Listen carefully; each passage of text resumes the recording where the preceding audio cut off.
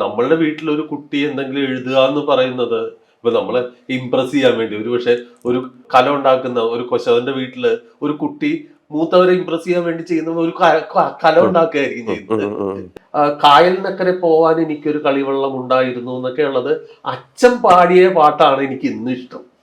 എന്റെ ജീവിതം നശിപ്പിച്ചത് നിങ്ങളാണ്. ഞാൻ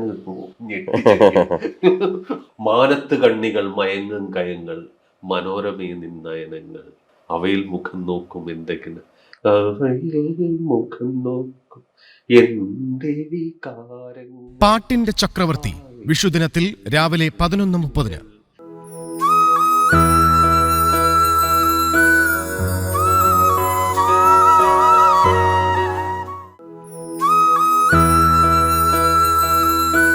പാട്ടിന്റെ ചക്രവർത്തി brought to you by Join India's #1 Commerce Institute, Indian Institute of Commerce, Lakshya.